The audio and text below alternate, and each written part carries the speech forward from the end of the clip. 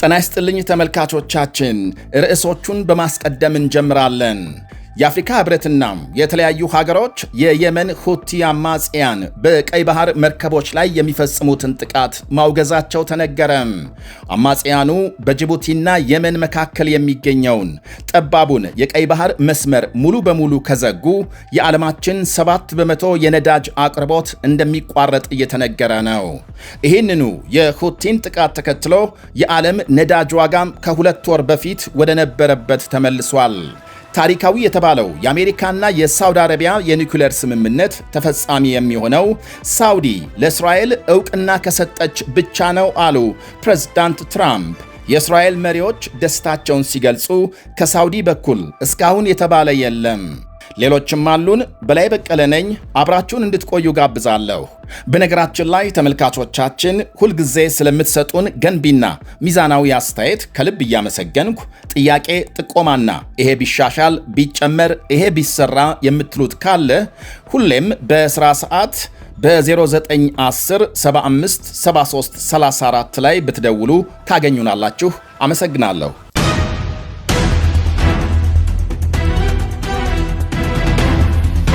ሁቲዎች የቀይ ባህር ዋነኛ መተላለፊያ ባብ ኤልማንዴብን ሙሉ በሙሉ ከዘጉ የዓለማችን 7% የነዳጅ አቅርቦት እንደሚቋረጥ እየተነገረ ነው። በዚህ መስመር በየቀኑ ከ8 ሚሊዮን በርሜል በላይ ድፍድፍ ነዳጅ የሚተላለፍ ሲሆን ከፍተኛ መጠን ያለው የተፈጥሮ ጋዝ የጫኑ መርከቦችም ይሻገሩበታል። ይሄ በጅቡቲና የመን መካከል የሚገኘው ጠባብ መስመር ከዓለም በጣም አስፈላጊ የባህር መተላለፊያዎች አንዱ ተደርጎ ይቆጠራል። ስፋቱ ከ26 እስከ 32 ኪሎ ሜትር፣ ርዝመቱ 70 ኪሎ ሜትር ይደርሳል። በመሃል ፔሪም የተባለች ደሴት ስላለች በሁለት ዋነኛ የመርከብ መተላለፊያዎች ይከፈላል። የአፍሪካ ህብረትና የተለያዩ ሀገሮች የሁቲ አማጽያን በቀይ ባህር የሚፈጽሙትን ጥቃት ማውገዛቸው ተነገረ። የአፍሪካ ህብረት ኮሚሽን ሊቀመንበር መሐሙድ አሊ ዩሱፍ በሰጡት መግለጫም ይህ አይነቱ የውጥረት ማደግ ወይም መባባስ ለቀጠናው ሰላም፣ ለዓለም አቀፍ የባህር ላይ ደህንነትና የኢኮኖሚ መረጋጋት ከፍተኛ ስጋት ደቅኗል ሲሉ አስጠንቅቀዋል። ሁቲዎች ያለምንም ቅድመ ሁኔታ ጥቃት እንዲያቆሙ ጠይቀዋል። ሁቲዎች በሳውዲ አረቢያ ላይ የባህር ጉዞ እገዳ መጣላቸውን ተከትሎ የአፍሪካ ህብረት ከሳውዲ አረቢያ መንግስትና ህዝብ ጎን እንደሚቆም ሊቀመንበሩ አረጋግጠዋል። በተጨማሪም ህብረቱ ለሳውዲ አረቢያ ደህንነትና መረጋጋት ያለውን የማይናወጥ ድጋፍ ገልጿል። በንግድ መርከቦች ላይ የሚፈጸሙ ጥቃቶችና የባህር ላይ ነፃ የእንቅስቃሴ ፍሰትን ለማስተጓጎል የሚደረጉ ሙከራዎች በዓለም አቀፍ ደህንነት ላይ የተደቀኑ ከባድ ስጋቶች ናቸው ብለዋል። በመሆኑም የዓለም አቀፍ ህግን መሰረት በማድረግ የባህር ላይ ነፃ እንቅስቃሴና የንግድ መርከቦች ደህንነት ሙሉ በሙሉ ሊከበር እንደሚገባ አሳስበዋል። በዓለም አቀፍ ደረጃ እጅግ ስልታዊ ከሆኑ የባህር ላይ መተላለፊያዎች አንዱ በሆነው በቀይ ባህር አካባቢ የታየውን አደገኛ ውጥረት ደግመው አውግዘዋል። ሊቀመንበሩ አክለውም በቀይ ባህር የንግድ መርከቦች እንቅስቃሴ ላይ የሚፈጠር ማንኛውም መስተጓጎል የቀጠናውን የባህር ትስስር፣ የዓለም አቀፍ አቅርቦት ሰንሰለትንና የኃይል ደህንነትን በመፈታተን የከፋ ጉዳት ሊያስከትል እንደሚችል አስጠንቅቀዋል። ይሄ መስተጓጎል የንግድ እንቅስቃሴያቸው በዚህ ወሳኝ የባህር መስመር ላይ የተደገፈ በርካታ የአፍሪካ ሀገራት ኢኮኖሚያዊ ጥቅም ላይ አሉታዊ ተጽዕኖ እንደሚያሳድር አሳስበዋል።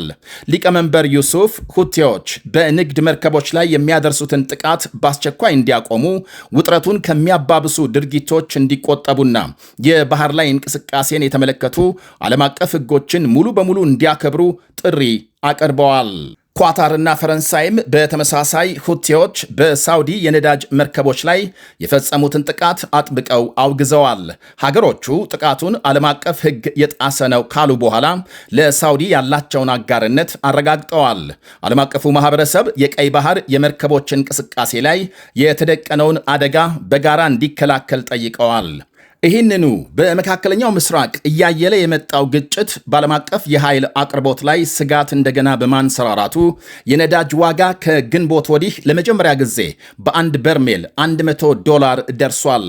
ዩናይትድ ስቴትስ በኢራን ላይ የምትፈጽመውን ወታደራዊ ጥቃት አጠናክራ መቀጠሏን ተከትሎ የዓለም አቀፍ የነዳጅ ዋጋ ከተከታታይ ቀናት ጭማሪ በኋላ በዛሬው ዕለት ከ5 በመቶ በላይ አሻቅቧል።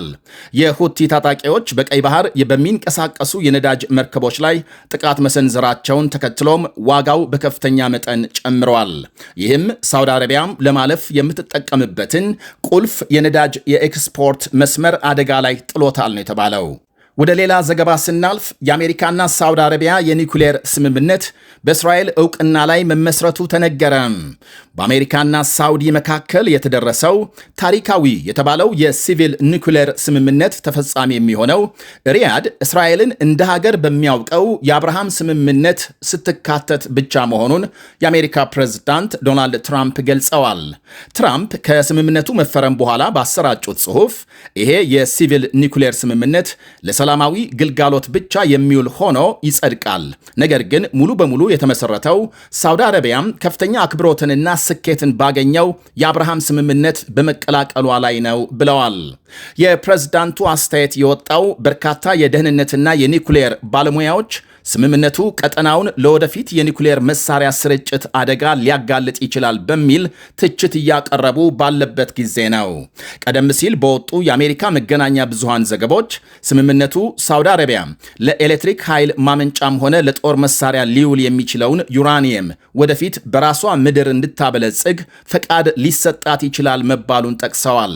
ነገር ግን ትራምፕ በጽሑፋቸው ይህንን አስተባብለው ለሰላማዊ አገልግሎት ብቻ የዋለና ማበልጸግን የማይጨምር መሆኑን አጽንኦት ሰጥተውበታል።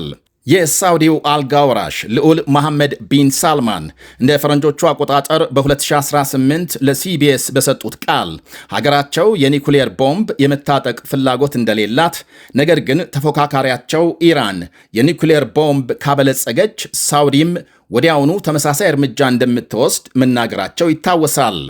በአሜሪካ የኃይል ሚኒስቴር የታወጀው የዚህ ስምምነት ዋና ዓላማ የአሜሪካ ኩባንያዎች በሳውዲ አረቢያም የሲቪል ኒውክሌር ኢነርጂ ፕሮግራም ውስጥ ሰፊ የመሳተፍ ዕድል እንዲያገኙ ለማስቻል ነው። ሳውዲ አረቢያ ለትራምፕ አስተያየት እስካሁን ይፋዊ ምላሽ አልሰጠችም። ሀገሪቱ ቀደም ሲል የፍልስጤም ሀገር ሳይመሰረት ከእስራኤል ጋር ዲፕሎማሲያዊ ግንኙነት እንደማታደርግ አጥብቃ ስትናገር ቆይታለች። የእስራኤል ጠቅላይ ሚኒስትር ቤንያሚን ኔታንያሁ ጽሕፈት ቤት በትራምፕ መግለጫ መደሰቱን ገልጾ ሳውዲ አረቢያም ስምምነቱን መቀላቀሏ በመካከለኛው ምስራቅ ለሚወርደው ሰላም ትልቅ ታሪካዊ እርምጃ ነው ብሏል። እንደ ፈረንጆቹ አቆጣጠር በ2020 በዶናልድ ትራምፕ አሸማጋይነት የተፈረመው የአብርሃም ስምምነት በምስራቅ አረብ ሀገራትና በእስራኤል መካከል ያለውን ግንኙነት ወደ መደበኛ የዲፕሎማሲ መንገድ የመለሰ ታሪካዊ ክስተት ነው። መጀመሪያ ላይ የተባበሩት አረብ ኤሚሬትስና ባህሬን የተቀላቀሉ ሲሆን በኋላም ሱዳን፣ ሞሮኮና ካዛኪስታን ስምምነቱን ፈርመዋል። ይሄ የሲቪል ኒኩሌር ስምምነት ቀጥሎ ወደ አሜሪካ ኮንግረስ ለግምገማ የሚላክ ሲሆን ምንም እንኳን የሁለቱ ፓርቲዎች አባላት ተቃውሞ ያላቸው ቢሆንም የትራምፕ ሪፐብሊካን ፓርቲ ሁለቱንም ምክር ቤቶች ስለሚቆጣጠር ስምምነቱ የመጽደቅ ዕድሉ ከፍተኛ እንደሆነ ተገምቷል። የአብርሃም ስምምነት የተባለው በአይሁድ በክርስቲያንና በእስልምና እምነቶች ዘንድ እንደ ጋራ አባት ወይም ነቢይ ተደርጎ የሚወሰደውን አብርሃምን ነቢዩ ኢብራሂምን በመዘከር ነው። ይህም በሃይማኖቶች መካከል ያለውን ትስስርና የሰላም ተስፋን ለማንጸባረቅ የታሰበ ነው። እስከ 2020 ድረስ አብዛኞቹ የአረብ ሀገራት ከእስራኤል ጋር ምንም አይነት ይፋዊ ግንኙነት አልነበራቸውም። ይህ ስምምነት ያንን አካሄድ በመቀየር ይፋዊ የዲፕሎማሲ ግንኙነት እንዲመሰረት አድርጓል። በሀገሮቹ መካከል ቀጥታ በረራዎች ተጀምረዋል። የቱሪዝም፣ የቴክኖሎጂና የንግድ እንቅስቃሴዎች በከፍተኛ ሁኔታ አድገዋል። በተለይም በኢራን በኩል የሚመጣውን ተጽዕኖ ለመግታት የጋራ የመረጃና የደህንነት ትብብር አሳድገዋል። በአጠቃላይ ከዚህ ስምምነት በፊት በእስራኤልና በአረብ ሀገራት መካከል ሰላም የሚወርደው የፍልስጤም ጥያቄ እልባት ሲያገኝ ብቻ ነው የሚል አቋም ነበረ። ነገር ግን የአብርሃም ስምምነት ይህንን አካሄድ በመቀየር የፍልስጤም ጥያቄ ሳይፈታም አረብ ሀገራት ከእስራኤል ጋር ግንኙነታቸውን ማጠናከር እንደሚችሉ አሳይቷል። ስምምነቱ በመካከለኛው ምስራቅ የነበረውን የፖለቲካና የኢኮኖሚ ካርታ በከፍተኛ ደረጃ የለወጠ ቢሆንም የፍልስጤምን ሕዝብ ጥያቄ ሙሉ በሙሉ ሳያካትት የተደረገ በመሆኑ አሁንም ድረስ የተለያዩ ቅሬታዎችና ክርክሮች ይነሱበታል።